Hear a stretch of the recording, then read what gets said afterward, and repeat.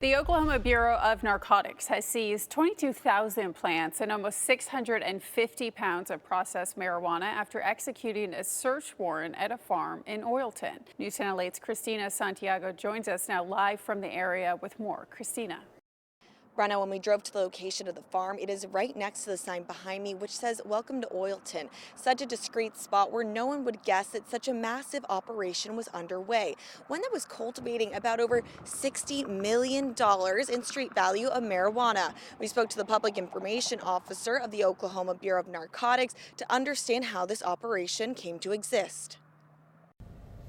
The farm was operating under a fraudulent ownership scheme where 75% of marijuana businesses must be owned by someone who has been a local resident for at least 2 years.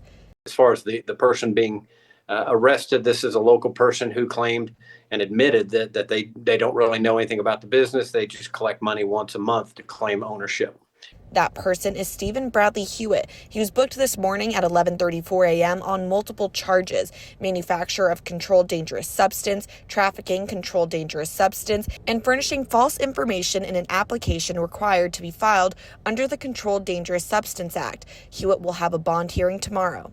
And according to OBN, as the investigation continues, more charges could be filed against other individuals. In addition, 12 Chinese workers were detained at the farm, 4 of who are now being held on ICE detainers. The OBN continues to crack down on illegal operations like this. Over the past 4 years, they have shut down nearly 6,000 farms involved in criminal activities or operating under fraudulent medical marijuana licenses. Mark Woodward emphasizes the severity of this issue. It goes far beyond just not following Oklahoma's marijuana laws. These criminal organizations are involved in human trafficking, sex trafficking, money laundering, a number of homicides in Oklahoma tied back to these farms and these criminal groups outside the state of Oklahoma. These are well-funded international, transnational criminal organizations that just happen to be operating in Oklahoma because they're trying to take advantage of our cheap land, cheap license, and some of the looser regulations that have allowed them to try to hide behind a license over the last several years. And we're slowly but surely sending a message that they're not welcome here in Oklahoma. As of right now, OBN says that this investigation is still in the early phases and that there is still much more to uncover. Reporting from Oilton, News Channel 8, Christina Santiago.